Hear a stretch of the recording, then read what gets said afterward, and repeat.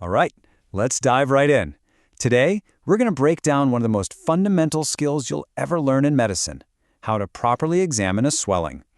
Honestly, mastering this is a total game changer, and it's something you're going to use every single day of your clinical career. So, picture this. You're in clinic, a patient comes in, and they show you a new lump they're worried about. Your mind immediately starts racing, right? Could it be this? Could it be that? The key to cutting through all that noise isn't just memorizing a list of diseases. It's having a rock-solid, step-by-step method you can rely on every single time. And that's exactly what we're going to build today. We'll start with why having a system is so important. Then we'll walk through the exam itself, from just looking, that's inspection, to the hands-on part with palpation. We'll cover a few essential special tests, look at how to examine the area around the swelling, and then, finally, how to put all those clues together to get the full picture. Okay, first things first, why are we so obsessed with doing things in a specific order? Well, because clinical medicine is basically detective work. And if you start jumping around, grabbing clues randomly, you are absolutely guaranteed to miss something important. A structured approach ensures you collect all the evidence every single time before you try to solve the case. You can think of this whole process as being built on 4 main pillars. It's super simple. First, you look. That's inspection. Second, you feel. That's palpation. Third, you investigate a little deeper with special tests. And fourth, you put it all into context and synthesize your findings. This is our roadmap. Let's get into it. Let's start with that first pillar, inspection. Now, the urge is always to immediately put your hands on the patient, but I want you to resist that. Seriously, before you even touch them, you can find out so much just by carefully looking. So take a moment. Just observe. What do you see? And here's your mental checklist for that. First, site, number, and location. Where is it? Is it right in the midline of the back? That might make you think of a meningocele. Are there a whole bunch of them? Maybe you're looking at neurofibromatosis. Then you'll note the size and shape. Look really closely at the skin over the lump for any changes. Can you see it pulsing? And if it's on the abdomen or groin, ask the patient to cough. If it bulges out, that's a huge clue that it might be a hernia. Now, looking at the skin can give you some amazing clues. For example, if you see skin that has little dimples in it, kind of like the peel of an orange, we call that peau d'orange, your alarm bells for an infiltrating cancer, like in the breast, should be going off.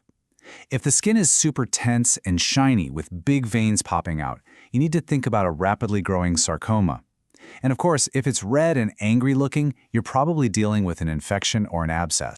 And here's a fantastic little clinical pearl for you. If you're looking at a smooth, rounder swelling and you see a tiny black dot right in the middle of it, that's a punctum. It's just a blocked-up gland opening. But finding it is pathognomonic, which is just a fancy way of saying it's a dead giveaway for a sebaceous cyst. It's a brilliant diagnostic shortcut. Okay, so we've soaked up all the visual information we can. Now it's time to get hands-on. Palpation is where we really start to translate what we feel with our fingers into a diagnosis. Just remember, always be gentle, warm your hands up first, and tell the patient exactly what you're doing. And just like with inspection, we have a methodical sequence. Now this is crucial. You always start with temperature and tenderness. Use the back of your hand to check if it feels warm, a sign of inflammation. Then gently check if it's sore before you start pushing harder. After that, you can confirm the size and shape you saw, feel if the surface is smooth or lumpy, and figure out the edge. Is it a nice, clean border, or does it fade into the tissue around it? Finally, you'll figure out its consistency and check if it's fixed to anything. Here's another classic sign you can feel for, called the slip sign. When you press on the edge of a lipoma, which is just a fatty lump under the skin, it has this classic feeling of slipping away from your fingers.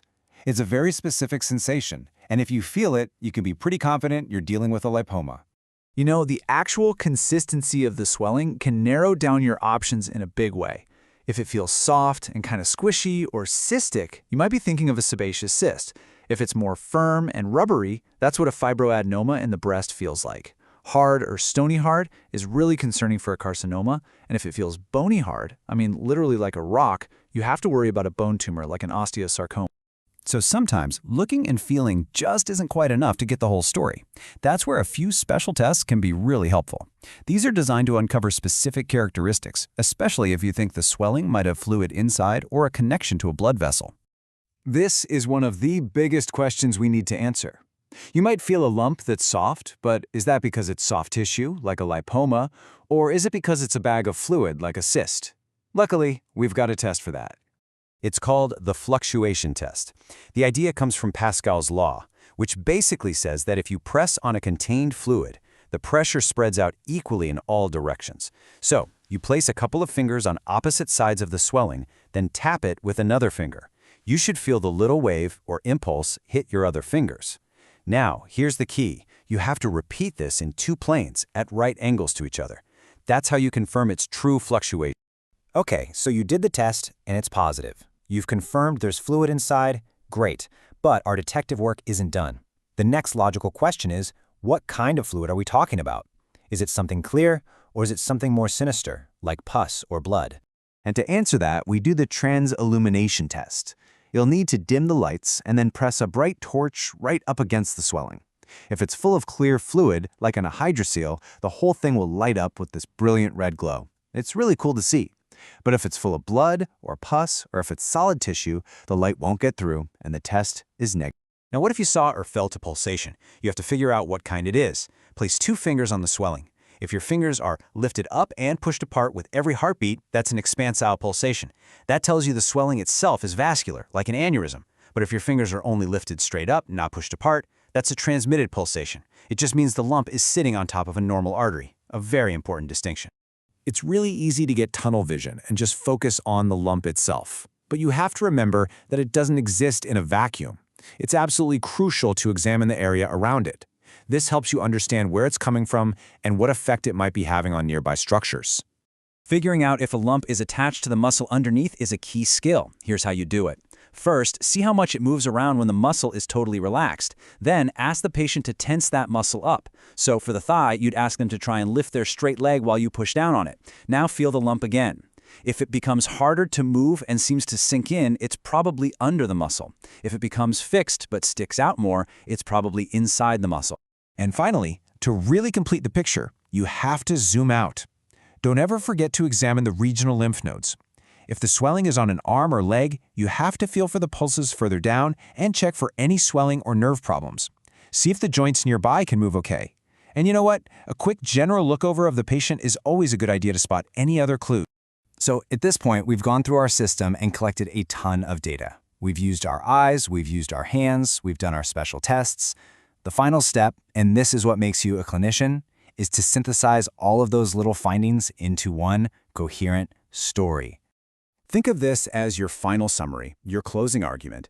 In your head, just run through the checklist. What did I see on inspection? What did I feel on palpation? What about the special tests for fluid or pulsations? Was it fixed to anything? And what did I find in the surrounding area? This structured summary is exactly how you should present your findings to your consultant. And all of that leads us right here to the final, most important question. This is the whole point of the exercise. Based on every single piece of evidence you just systematically gathered, you can now go beyond simply describing a lump. You can start to interpret what it means.